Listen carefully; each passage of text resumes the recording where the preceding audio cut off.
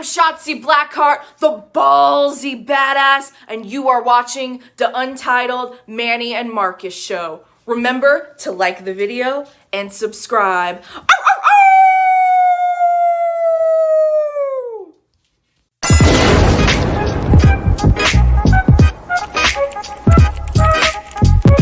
Hey!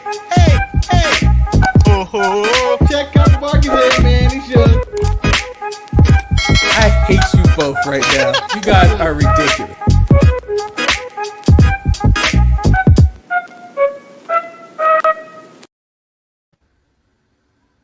Yeah! How dare they? How dare they? The audacity. This is gentrification. And I know it's all white people. But it's gentrification anyway. Welcome everyone to another episode of the Untitled Manny and Marcus show. I am of course Lord Manny Hayes, and I'm joined by Ho ho! Marcus the grand finale. Welcome to another edition of the Untitled Manny and Marcus show. So how are you doing today, Marcus? I'm good. You know what? Normally on these Tuesday shows, you wake up and you feel like you're coming up from a bad bender, and you're like, "What?" You like been drinking. You go, "What the hell did I drink last night?" Because Raw would be so terrible. But last night Raw was refreshing. It was good. I was captivated for the entire 3 hours. I was like, "This is a good show." I'll tell you what it was, Marcus. I think it may have been the best Raw of 2020. And given the shit we have had, this may have been the best Raw of 2020. Maybe, because it was a really balanced show. Like, it didn't seem like nothing dragged. It's like they broke the show down into 3 hours. Like, the 6 o'clock hour, Manny, or the 9 p.m. Eastern time, or whatever time it is for you, hour, the second hour of that show, best hour in a while. Like, it was like, this is great. This is great. I think that's the hour where Drew gets his sword and the New Day gets the belts.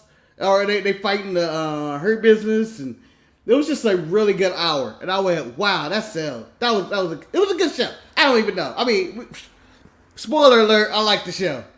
I have nothing bad to say about the show, to be honest. Well, we'll move into some housekeeping bits of the DSBN network towards the end of the show. Let's move on into Monday Night Raw. Yeah, so it kicks off with Drew McIntyre. He says he's thankful for many things, as it's Thanksgiving this week, I presume. Yeah, it is Thanksgiving. The day that the last time anybody should have trusted anybody.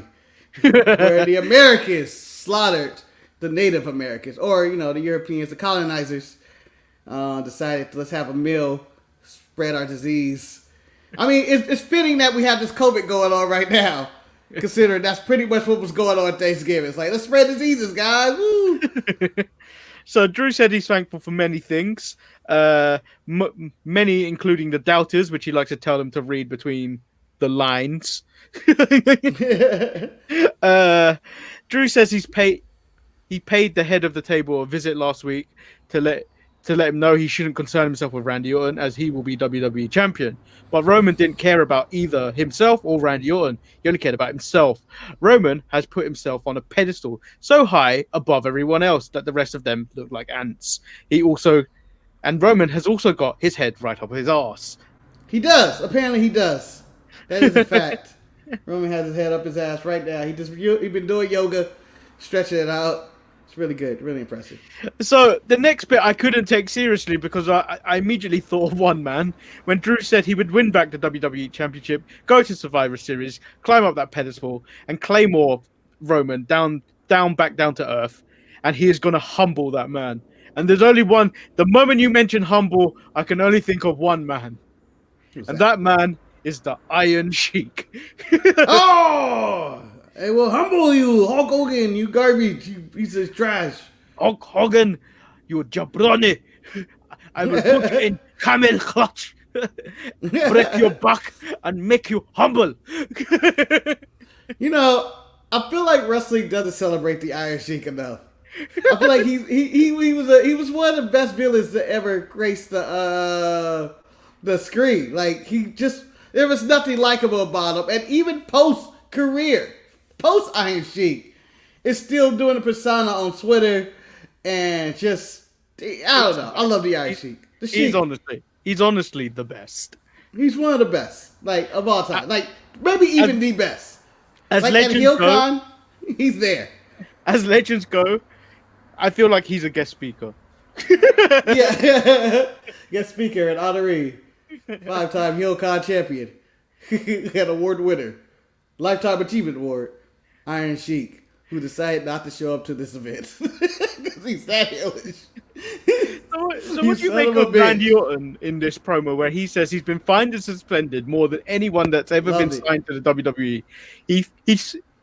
He brought out facts where he's been at home longer than 80% of the WWE locker room have spent in the ring. The reason why? Because he's the fucking greatest wrestler ever. And I believe he didn't say fucking, but I believe true Randy Orton would have said that.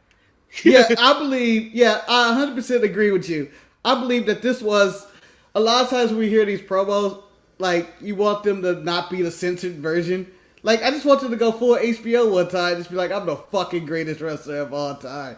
And you would just be like, whoa, it took it again. Because that's what he was. He was telling the truth. He was literally telling the truth about this. And the fact that I believe he believed what he was saying. And I thought, considering as many good promos as Randy has had this year, this may have been my favorite Randy promo of the year.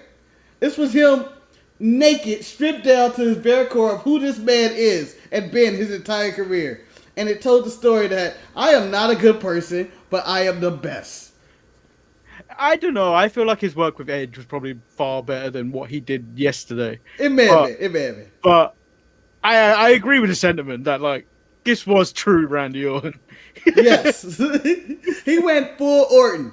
This was like, if you're watching Michael Jordan's The Last Dance, where you finally go like, finally, that's what Michael Jordan I can represent, or his Hall of Fame speech. His Hall of Fame speech is probably better. Michael Jordan's Hall of Fame speech where he's just roasting people and talking shit, and he's just boasting about his accomplishments.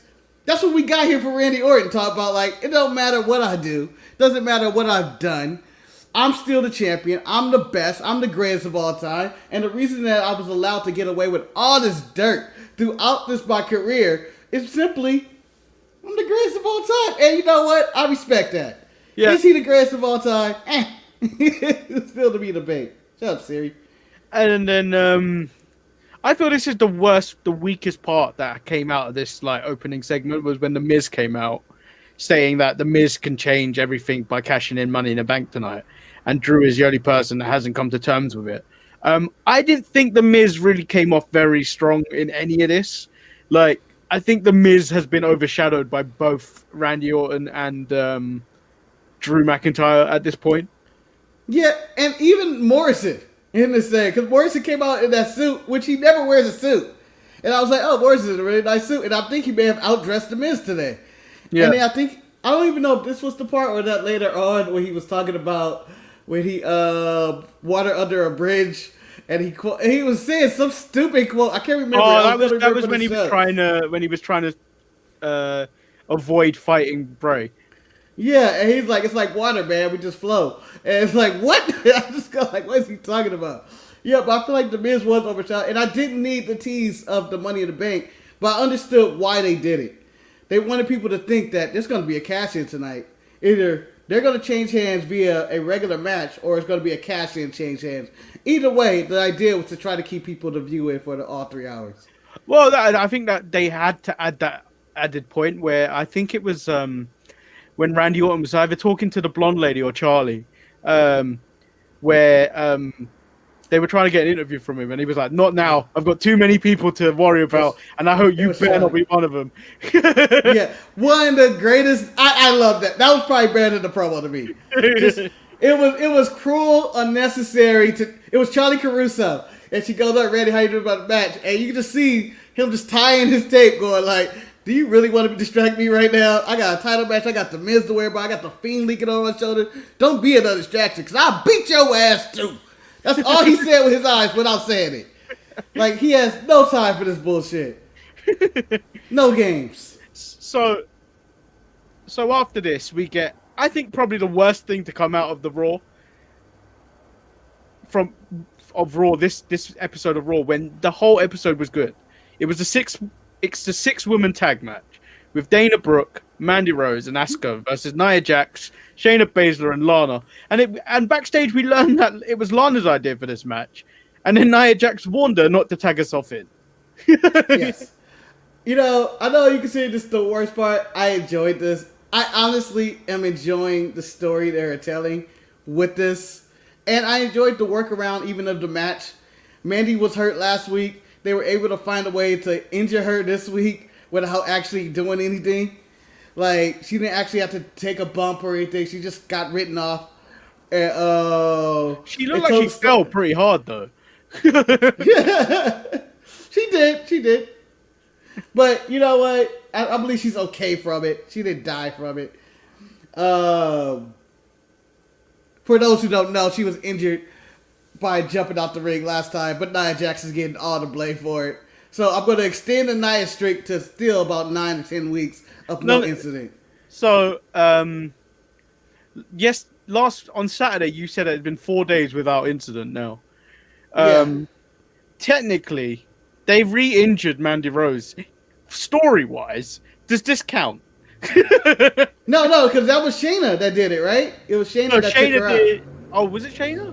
Yeah, it was Shayna stepped on her. Shayna did. Yeah. It wasn't Nia. So I'm going to extend this to, 8 days, 9 days of no incident with Nia Jax. But who knows? It may not last long. We got Survivor Series coming up, in which Mandy, she has the potential to have a 5-star match that will give you the title. I don't think it's possible to have a fight. Have you seen who's in this match? There's no way. Do you know what? This has a ceiling of 2 stars. So, when this match happened, by the way, in this match, I enjoyed them telling Lana, get your ass out the ring multiple times, and Lana tagging herself in, taking a pin, getting lost, and them throwing her through the table for the 9th time? Yeah, the 9th time. This is 9, right? Yeah. So, and the countdown continues. And I think we can cover this entire story into one, because, Mandy goes out, they take out Dana with Mia Yim in the back, right? And, I thought this was the time, when Mandy went out, he was like, we have a place here. Maybe we can throw Charlotte in this. Like, she would spice up that, she at least give some talent in this match. But I think that, there is no star power in this match. No, this is the lower, and I didn't even know there was a card to the women's division, but this is the lower tier of the women's division. There's no Naomi's so far. There's no Natty's. There's no Charlotte. There's no, Becky, Bayley. Maybe Bayley would make the SmackDown team. Maybe. Who knows? But it just seems like there's no star power in this. I like Bianca Belair, but, So they've added, Lacey Evans and, Peyton Royce, the Snakes. To this match. And then I think the star power has even gone further down. And I would be furious now if Billie Kay is not on the SmackDown team. I don't think she's going to make it. If I could think of 2 SmackDown wrestlers ahead of her, I'm going with Carmella and Bayley will probably get those spots. So, on Saturday, you mentioned that you were talking up Chelsea Green. I read a news story today that apparently someone had went up to Vince and goes, do you know Chelsea Green is ready? Because the initial person that was meant to win that was Liv Morgan, and Chelsea Green wasn't meant to re-debut on SmackDown. And and then so someone said, do you know what, Chelsea Green's ready, let's bring her in. And then Vince went, yeah, go, let's do it, I think. I don't think he said that. I'm paraphrasing. I know, thanks for speaking for Vince. He's like, yeah, that sounds good. Yeah, let's go Chelsea Green. I know exactly who that is. Let's go with her. And then she obviously got injured, but apparently she was supposed to win that match. So you were 100% correct on Saturday. Damn.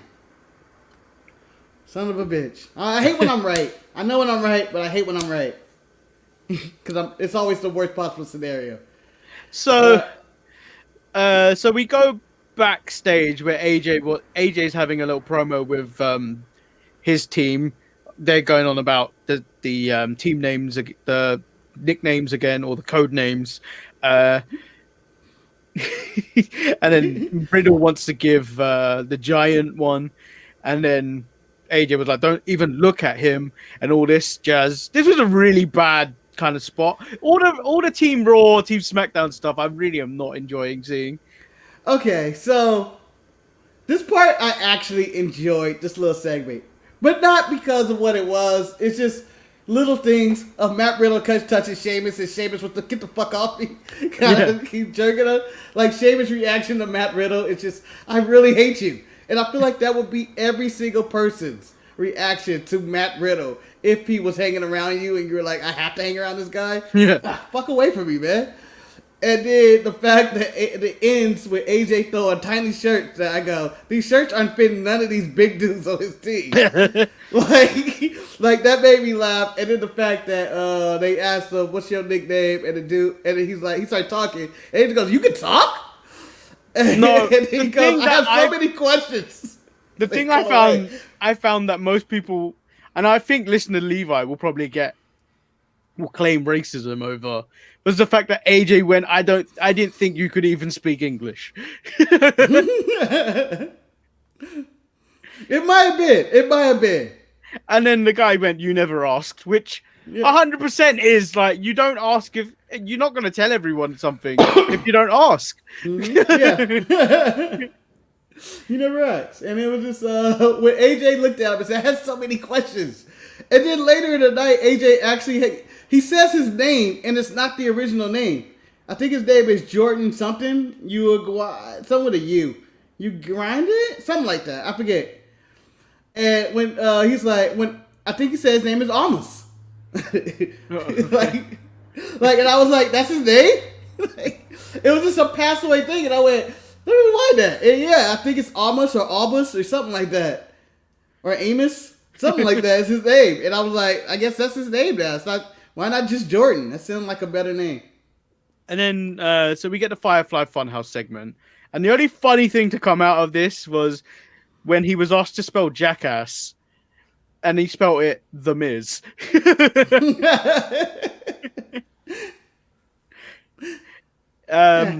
So we move on to the Hurt Business versus the New Day. I feel like MVP at some point needs to be put in his place because he's getting quite rude recently. MVP says there's no one better than the Hurt Business. Bobby will squeeze the life out of Sami Zayn, and Shelton expresses that they will take out the New Day and become the new Raw Tag Team Champions. Kofi comes out and calls them the Jerk Business. Wasn't good, and he had to be called out for it. It's like they'd be laughing right now. They wouldn't. Like MVP said, that was terrible. And then the match itself, this might have been the best tag team match on Raw. I preference it with months, but I'm going even far to go in years, and it wasn't even that great of a match.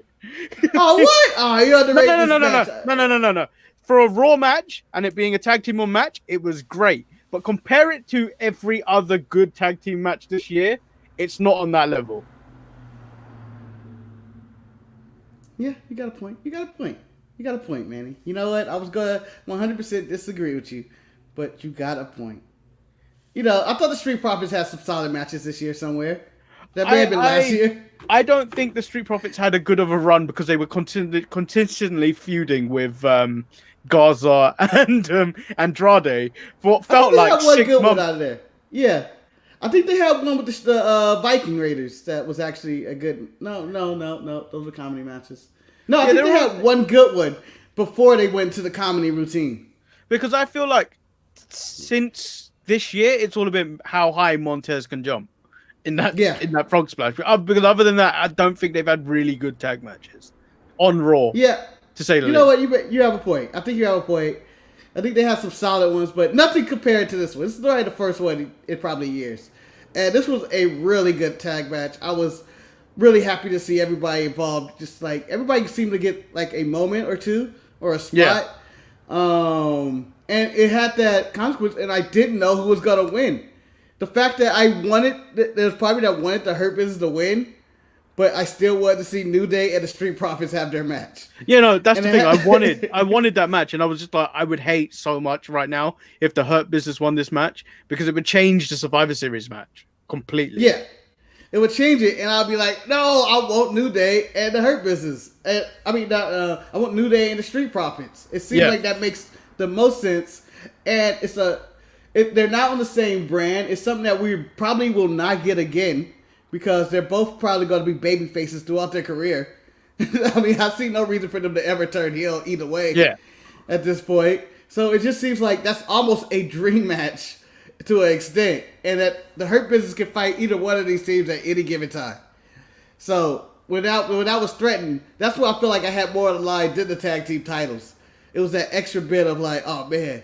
But it seems like everybody busted their ass and worked their ass off. I think Cedric blew up in like doing the 3 suicide dives where he just didn't jump. Thought he hurt himself on the first one because he hit the guardrail really hard.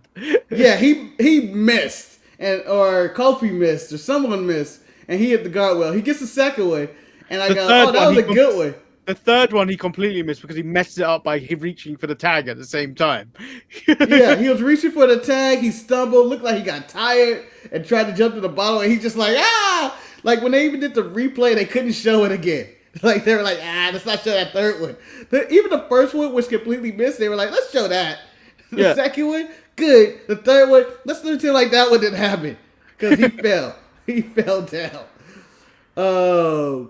But yeah, this match kind of showed what people have been missing on Cedric. Yeah. Like, it wasn't just his high flying. He was doing technical stuff to start it. Yeah. He really had, Sheldon did a good job of playing the muscle of the match. He was just a big dude that occasionally did some, like, just regular, like, ground and pound. He did his knee, which is probably one of the best knees in the game. It's just like a step-up knee, just pop, and knocks people back. You have MVP just being over-dramatic. I was with Ryan when I was watching it. He was like, MVP can't be too stressed out. He ain't took his jacket off, which I agree. He had to take the jacket off at some point, slam it down. Out of frustration and worry. I need to pause you for 1 second because we haven't had this appear on the show for a very long time. And you're going to see it in a minute. But we both have to do this together. Oh! Pop! Pop! Pop! Oh, he's alive! The Docs didn't claim his life. I knew it. Although I think he was in the Saturday show. But for the Untitled Manny and Marcus show, for continuity purpose, he's been gone, long and gone. El Luchador has entered the chat. But carry on with your point, Marcus, on Cedric.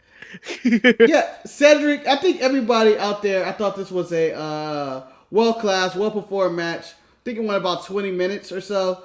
And it was just really entertaining. And then it ends with Xavier Woods talking shit on the apron, which is always one of the highlights of any match at the end, when he's just saying random things. Well, I like it when MVP gets called out.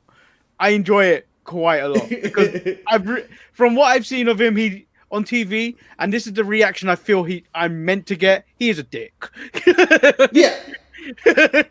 He's good. Honestly, if we had an award, a Sharpie award or whatever, for Comeback Wrestler of the Year, I think MVP may get it. Like, he was out of pretty much mainstream wrestling altogether. He comes in for some guest spots in the Drew McIntyre feud. They keep him on. They continue doing stuff. He continues to propel, like, save careers of Bobby Lashley, Cedric Alexander, and Ricochet, and all these people who weren't getting TV time. He was having them featured. Shelton Benjamin, who wasn't on TV. All these guys. Then he comes back and do his mouthpiece and has everybody involved in feuds. But again, the Hurt Business only hurts black businesses. He's a dick. And he's been playing it very well. Especially the way he treats women. Yeah, he treats women horrible. Especially white, blonde women. Yes, he has no time for them. I'm just waiting for him to say, shut up, woman. You don't have a brain. And I'm like, oh, he's going on. Get back in the kitchen. There's no time for this. So this is where I thought it was another one of those Sheamus recruiting promos that was going to happen. How long has it been since we've known each other in these kind of promos, which is what we've grown to expect from Sheamus for the last 3 weeks. But then Sheamus goes down he went down Drew McIntyre's ancestry.com kind of stuff. I have no idea what he did to acquire this that Drew couldn't do himself. Yeah, and then got him a present from his family history. Got it shipped timely in a COVID era, too. Can we not first of all point out the chest he presented that in? Manny, I'm gonna for the record say I thought the gift was the chest. I would have been just happy with that. This is something to keep your title in. Oh. So he gave him that, and then it looked like it was obviously the kilt and everything. But then he also gives him a sword, which is like it's fully turning Drew McIntyre into Scottish He-Man. Yes. I have the power. That is an old reference that I believe that nobody in the younger generation would get that reference. Yeah, but our demographic will. Because everyone is in their 30s and above, except, like, I think 2. We're old. We old. So, this just proves that Sheamus is a good friend, but you know Sheamus always has motive. Yeah. So, my entire time going into this, I thought it was going to be Sheamus costing Drew this title or whatnot. And then when he gave him this gift, it put the doubt in because I was like, he wouldn't give him this inspiration just to cost him later. I mean, he spent good money to get this shit shipped over. That is a dick move if he turns on him. So I was like, I'm ruling that out at this point. But it is establishing that they've had this long friendship and it's probably going to lead into something in the future. So before I move on, El Luchador's the only one in the chat. So let's go through some of the things he said. Grand finale is going with the Cholo look. Nice. What would your name be? Hector? I look more like Hector from Fast and the Furious. Yeah, apparently you hold the money because you're too big to run away with it or whatever that said. He's getting his promo ready for Sex Luthor. Eric really needs to get Sex Luthor promo ready. Like, I really want him. I know he's not going to put the effort in there, but I need him in a turtleneck of some kind, walking around with his real estate schemes, but only for sex. He said MVP is the MVP of Raw. I don't think he is. For the year, nah, I think that's Randy Orton. That might be Randy. Yeah, I think it's Randy. Randy might do it. MVP will get a lot of votes. If this was the NBA or whatever, MVP would get some votes. But I don't think he beat Randy over there. He might be ahead of Drew. And then he said if Drew's gimmick was a gimmick weapon in matches was a sword, that would be as dope as fuck. Yeah, but I don't think that that would encourage knife crime, so I wouldn't necessarily put that on TV. So, when Ryan was in the room with me and we were talking about he had the sword, by the way, I know we're skipping ahead to the end, that Drew had a dope-ass entrance. It was just like, oh, this is over the top. He can't lose with this entrance. Yeah. Like, it was amazing. It was like, oh, this is WrestleMania worthy or a big pay-per-view thing. Well, anyway, we were coming up with ways in which he could use the sword as a weapon and not kill anybody.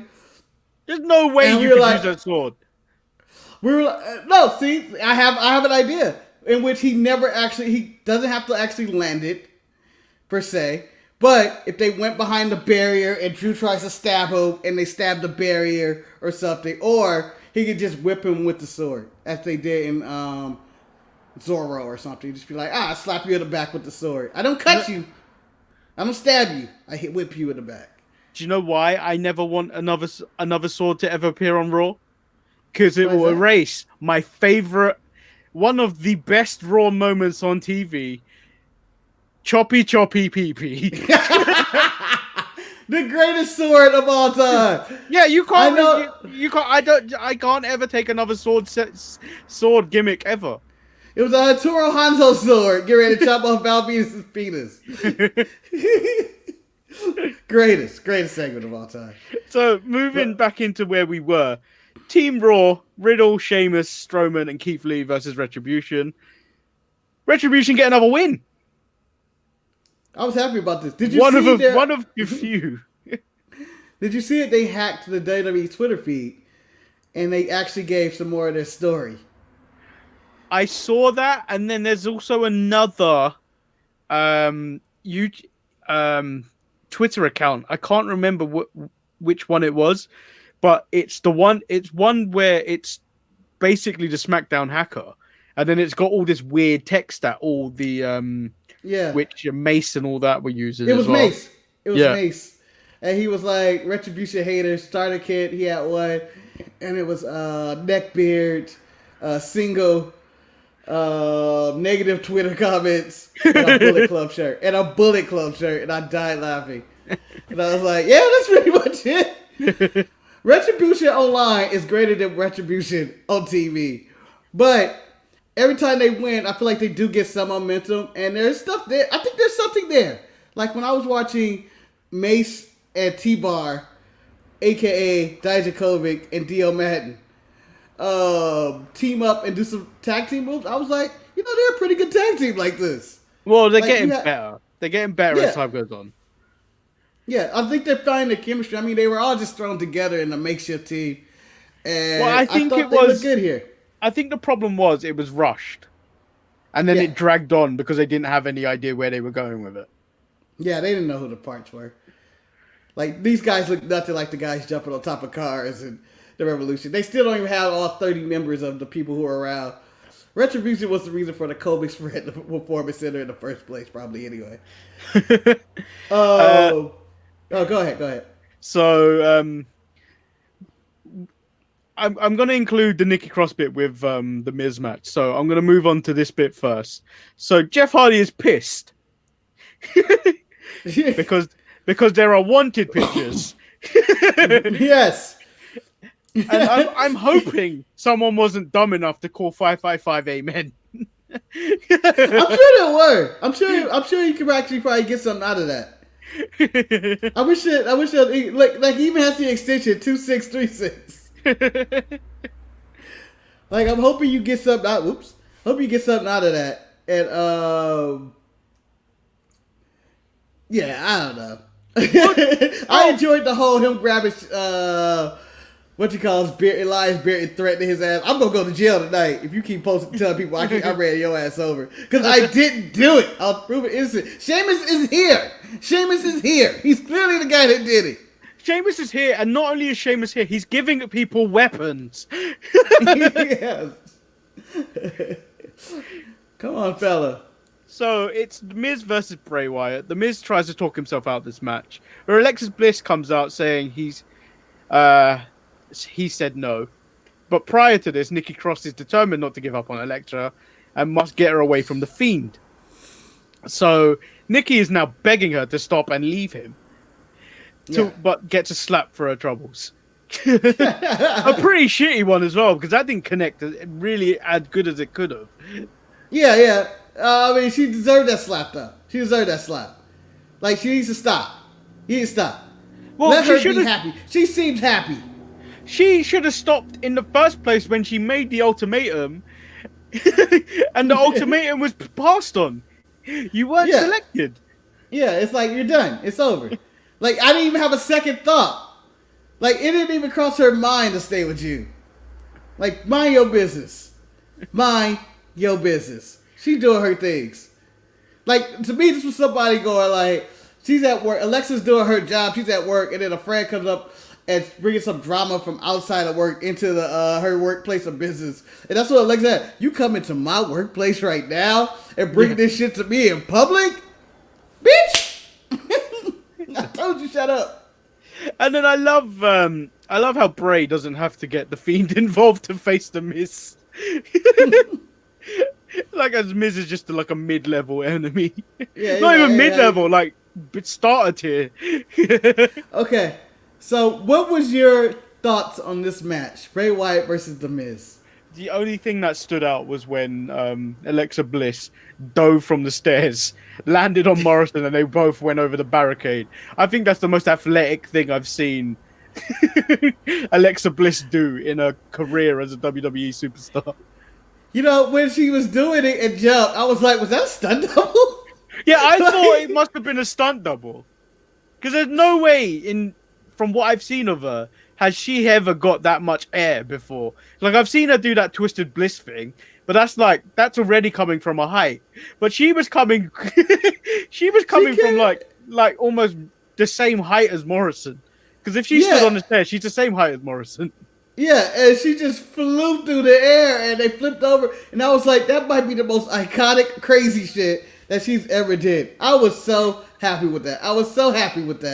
That was my favorite thing of the thing. The match with The Miz and Bray Wyatt, I enjoyed it. It's a different style for Bray instead of the Fiend style, in which they like him and Alexa both played their parts well. It's a different kind of match.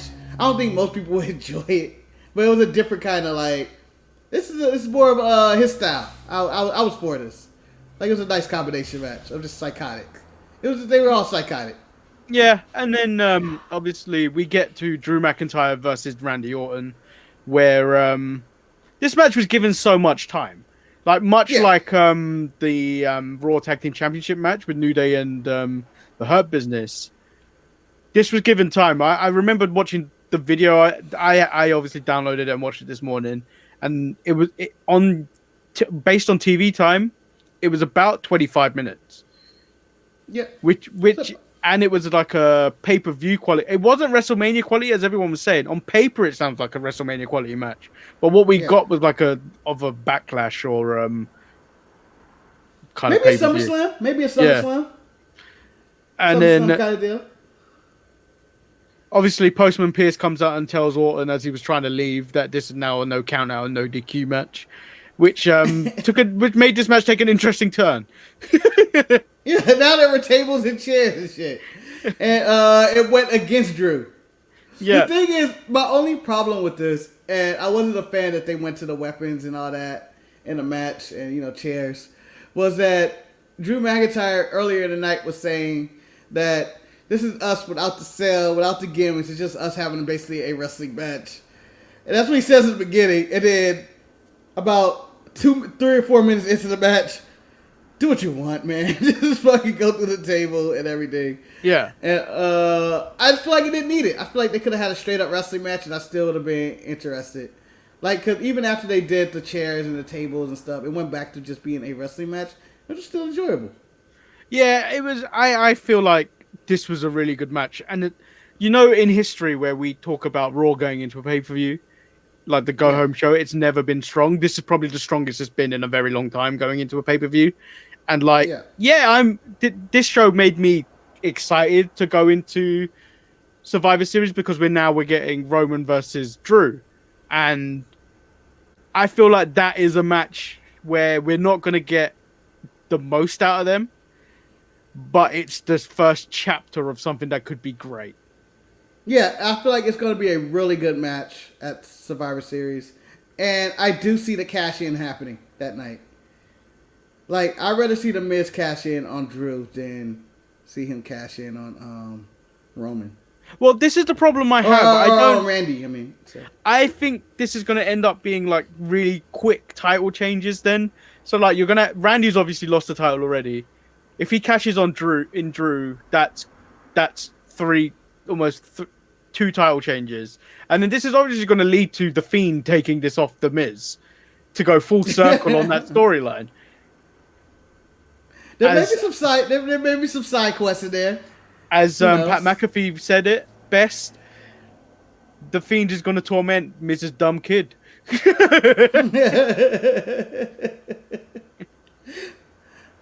Yeah, I mean, maybe it might be rapid fire title change, but who knows? Maybe it's not a cash in right away. But I do see a cash in the near future. I think they're gonna find a way out of Roman versus Drew. I honestly don't know what they're gonna do, because I feel like that should have a non-finish, but it's gonna piss a bunch of people off. Yeah, the thing is this the Sheamus interference? This could be the Sheamus mode. This is a hard thing to book because you've got to keep Roman looking good. You can't put an L on Roman at the moment because he's on such a hot streak. Yeah. And whether you give the title to whether you let Miz cash in on Drew, you don't want to just do that to Drew. Yeah. Because Drew kind of carried them through a tough period. Yeah. Still carried kind of through a tough period. Even though, he's going to probably get blamed for the ratings being down, but it's also COVID and, bad writing on Raw, and just Raw being Raw in general. Well, the thing is, I don't think they're necessarily bothered about the Raw ratings because the idea is still probably one of the highest things on the USA Network. Still probably not number one on USA. Whereas, I don't know what they got. Yeah, whereas, like, the ratings on SmackDown is the thing they really should be concerned about. Yeah. Because Fox will drop them the moment they realize it's a bad investment. So I want to tell you a random moment that happened last night. So there was a moment where Kofi and Shelton Benjamin was in the ring, and I looked to Riot and I go, "Oh, it's a throwback to the old ECW days." Ooh. You know, as a joke, as the gold standard. And then we go, "I wanted to have a fight," and then Riot Googles they had a match or whatever.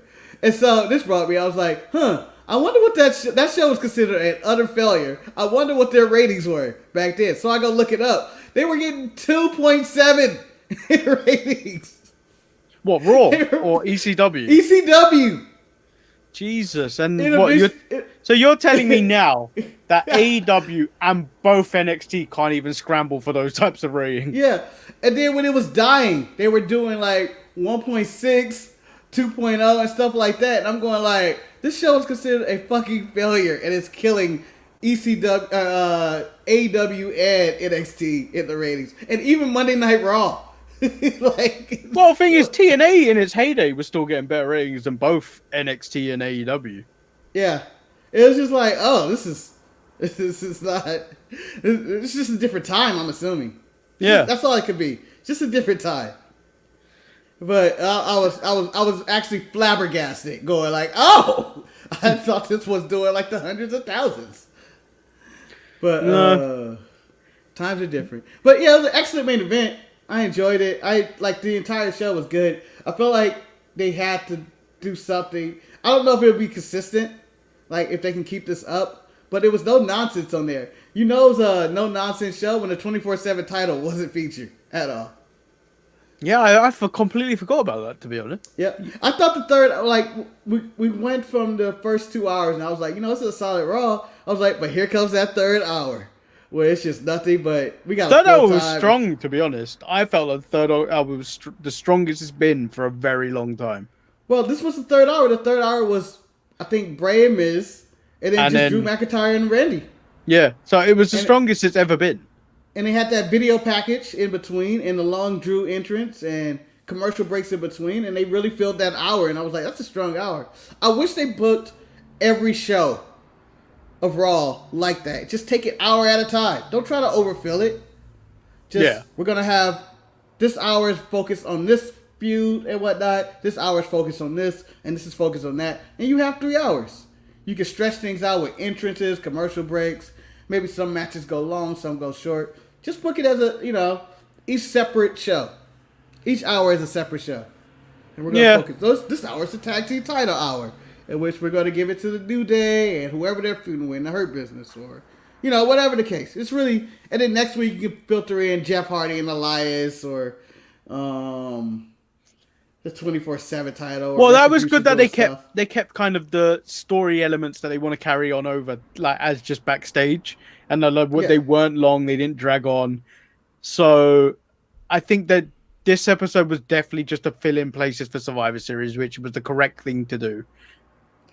Okay, so the last question I have for you. We're in the Survivor Series. Brand versus brand. How do you feel that there was no invasion of any kind? Well, I was expecting an invasion of some kind. Do we not include Drew? He invaded SmackDown, but he it's like it's not an invasion. It was like he showed up. Normally you get whether it's, the women coming over to attack somebody or NXT running in or whatever the case. There's always some big brawl to set up Survivor Series, which they may just be saving it for the Friday show. I don't know if they're saving it for the Friday show. I think what they're trying to do is keep the rosters as separate as possible to prevent further COVID outbreaks. Yep. And which is a smart decision, especially in these times. But I know Nia Jax caught some heat in the last 20 to 48 hours for announcing that she's almost an anti-vaxxer. And I read her comments, and maybe I misinterpreted. Again, I told you in the meeting that I'm not the best. I don't have the best reading comprehension, but I felt like she was just saying, it doesn't seem like it's 100% ready. I think when you're talking about percentages, 90% is pretty high when she was comparing it to the flu vaccine. which is like what? I think she said it was 40% or 60%. I don't know why we're taking her word for it that these numbers are correct, but yeah. Yeah, the thing is, it's just like, if you had a chance to get back to normality, would you not take it? And I definitely would. And 90% is quite high. It's not like, oh, by the way, man, there's a 10% death rate. It's not like that. It's just a 10% chance it won't take. Yeah. And I'd rather take those odds that there's a 90% success rate. Okay, I'm not anti-vaccine. I take a vaccine, but I'm also not going to be the first person to take this vaccine. Oh no, we had this conversation. We had this conversation come up at work, and I'm like, I'm gonna let the first batch of people take it, and then I'm gonna see what kind of side effects happen, and then I'll take it, because you know the first batch is always gonna be the troublesome batch. They're gonna refine it a little bit, and then I'll take the second batch. I'm okay in a second, I'm okay with keeping my social distancing for a while anyway. I don't need all this. I don't need people breathing on me again. I'll take my time. I'll take my time with this, and like, it just seems like it wouldn't be ready.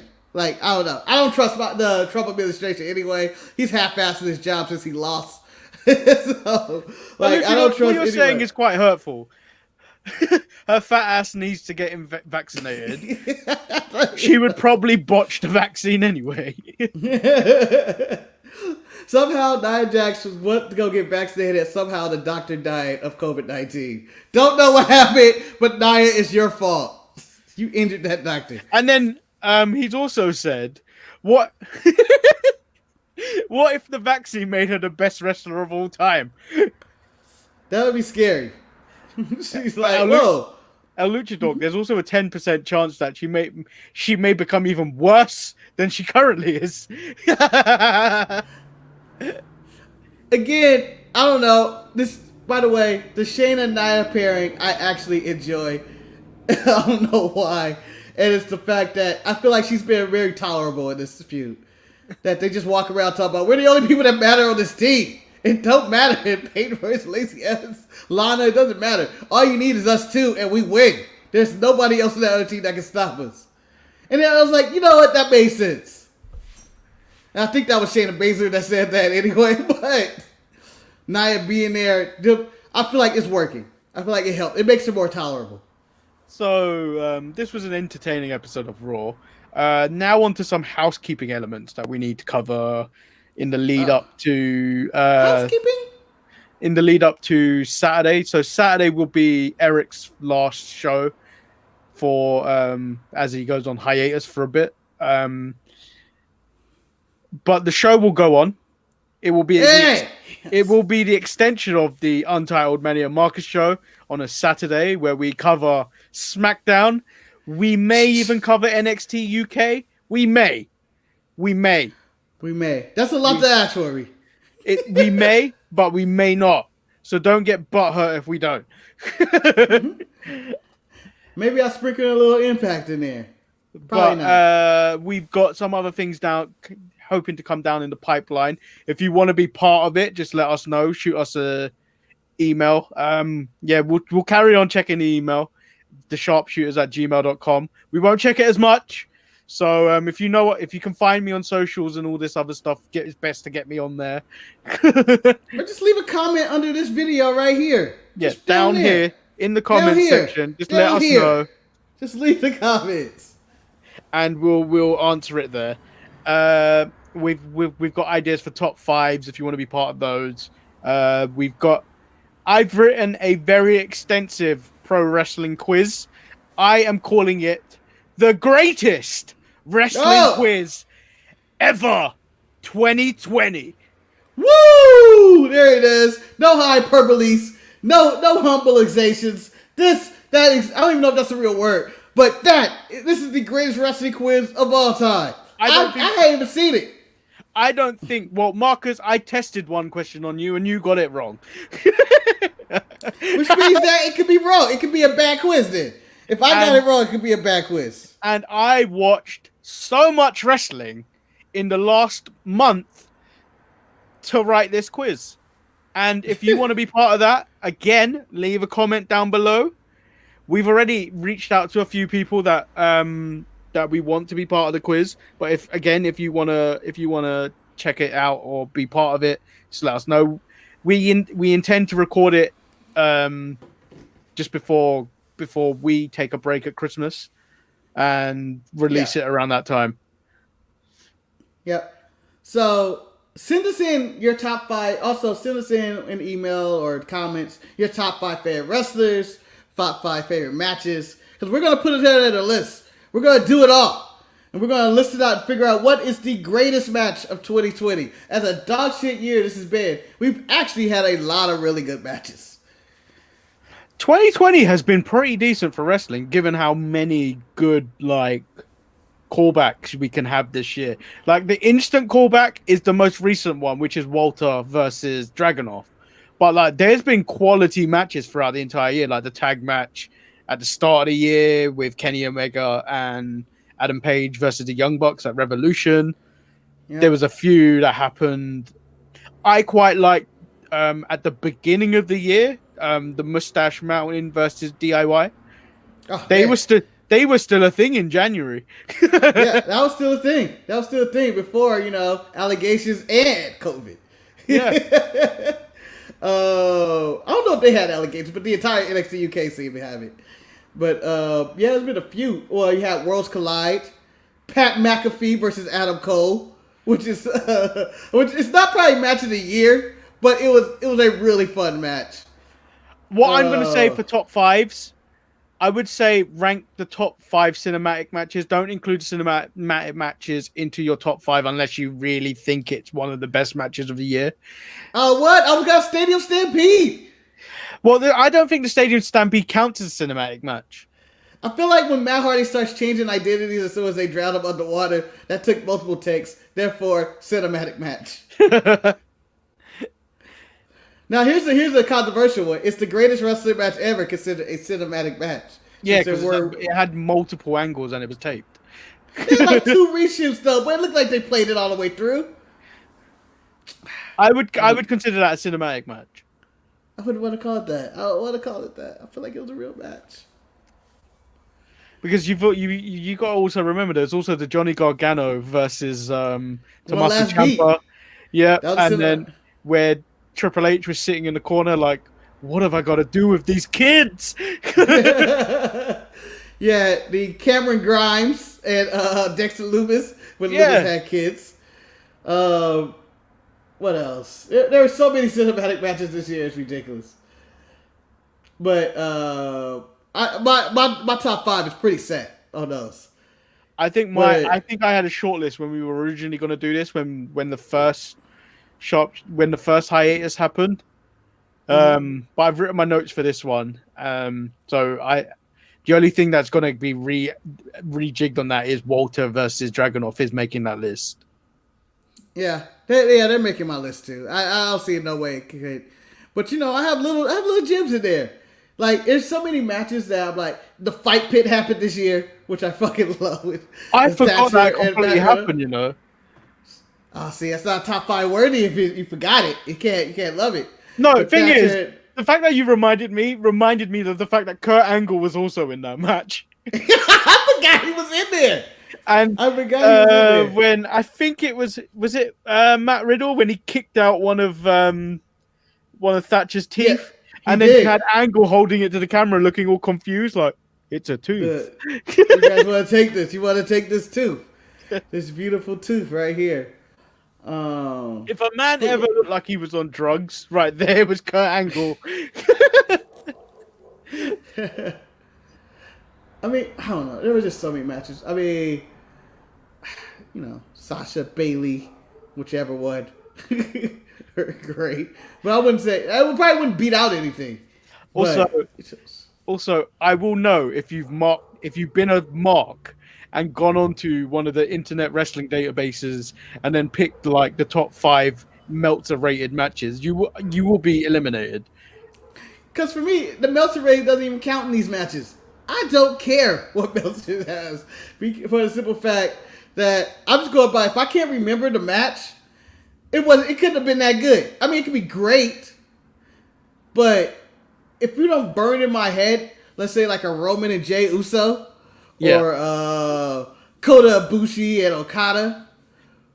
Or even like, some of the recent stuff. Dragunov and Walter. If he didn't burn in my head, and I'm going like, that. If I hung out with, that was, I don't remember that. Oh, yeah, I do remember that. If it doesn't come to my mind, there's no way you can enter my top 5. I don't remember you. So if we do get a glimpse of that you've went with Meltzer ratings, instant demerit. Which will be later cashed in if you ever challenge for any DSBN title. -1 instantly. But Manny, what if they just have good taste? What if they have really good taste? And it's like, it's just a list of Japanese wrestling matches and AEW matches. I will know he's lying if there's a Riho versus Nyla Rose match in there. I'm just saying. I don't even think that could happen this year. Meltzer is reverse Eric because he hates WWE. Yeah, but I gave that to Cornette. Because Cornette hates everybody. Openly. He openly hates everybody. I was considering giving the people that weren't in the chat today a demerit.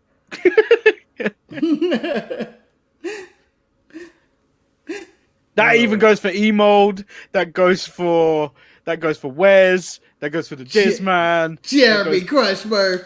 Grunchmurph. Jeremy. Chris. I've been asked to participate on the quiz and various other platforms to help create content. And the people that leave the sexy comments and the sign. Sexy cutie. Yeah, what is that comment? I don't understand it. But still, I'm supposed to do with this. And it's so stupid.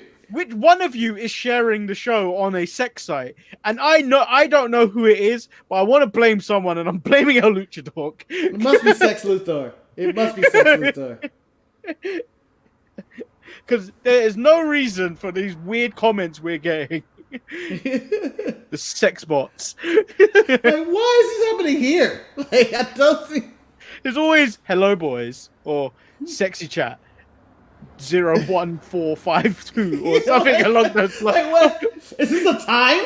What am I supposed to do? I was like, did we talk about sex at this point? Do you know what? Knowing me and Marcus, we probably did. Yeah. Yep. I just remembered the name El Emold gave Eric the other day that we forgot to bring up on Saturday. I couldn't remember. I was stuck. I was like, damn, I can't remember. Emold called him the sex fiend. Yes, that was it. The sex fiend. That could be used this week. It doesn't end. It doesn't end. Well, this might be the last time we get to call him it for like maybe 6 weeks. So yeah. Also, if you do not have time to check out some of these full episodes of everything, be sure to check out the Sharpshooters Shots. I don't know if that's the official name, but I'm just going to call it that for right now. When we have like this broken down into like 10-minute discussions of the main show, basically. And maybe some of our show too. Even though Marcus's first said it was 20 minutes long. Hey, the first edit was 20 minutes because it was a 20-minute discussion that needed to be had. The other one's 10 minutes because it was a 10-minute discussion. They're going to be broken down. I don't know. But make sure you check them out. It helps the channel, and I'm going to die laughing if Eric comes back with hair plugs. I don't think he would do that. Nah, he's giving up hair. See, I feel like when you get to a certain part, if you've been shaving your head for a very long time, there's no point because people will look at you when you come back with hair like, what the fuck? I always want that. I want that reaction. I wanted to, I just returned back to the local casino now. I wanted to have hair. And I was like, if I came back with hair, no one would say anything. And you're like, oh, how you doing? Oh, you growing out your hair. Maybe somebody say that, but I know behind my back, I know they'd be like, he's wearing a wig. He's wearing a wig. He's wearing a toupee. Oh, my God. You think he's getting away with it? And the joke would be on them, would be laughing because they're not telling me or confronting me about it. And then they'll eventually have it fall off somewhere. You're like, oh, God, I'm a freak. I'm a freak. So make sure you follow us on all our socials. You can see them down below in the description. Make sure you check out www.storefrontier.com/DSPN. I almost forgot how to talk. I've caught Check it Eric. out. Hold up. You got Lou Eric disease. I know. So for $19.99, come on, for $40 you can get a hoodie. It's getting cold. And then, we still need masks in the community. Someone buy that blue shirt. And, of course, the giant Untitled Manny and Marcus shirt with the giant chest plate. I swear to you, it's bulletproof. No guarantee that's bulletproof. No advertising. Don't still wear those it. It's not really bulletproof at all. Don't buy it for bulletproof. You do that, you're going to die. If someone shoots you, you're going to die. But, buy our merch. Yep. And on that note, I've been Lord Manny. Hey, Hayes. He's been. And up, Marcus the grand finale. And remember, It's nasty. hashtag Billy Kay deserves better. Billy Kay better be on the Survivor Series team for SmackDown. Damn it! Otherwise, I'm gonna, I'm going to Orlando with picket signs. I may form a real retribution and throw a cinder block through the bottom of their door. Shoot. They asked for that. It's going to say Billy Kay deserves better. And yes, it was me. I would admit my guilt. Well, maybe somebody might do that for real. I'll be like, it was me. I'm not going to Orlando. I'm just going to tell you that. That's what you get away with. But I'll be thinking it really hard. Mm-hmm. I'm thinking really hard. Maybe I create a video of me throw a cinder block to somebody else's window. What And we then know, say what you Billy need to Kay do, what you need to do is throw a cinder block, and then edit in the footage of Retribution throwing it in. So that you just throw it, and then it just looks like it's been thrown. Honestly, I'm just going to throw a cinder block and just use the Retribution clip and just cut to the cinder block. Billy Kay deserves better on a cinder block. Like, I'm not going to even use the footage. Just use their footage. And on that note, peace. Oh, God, I hate them.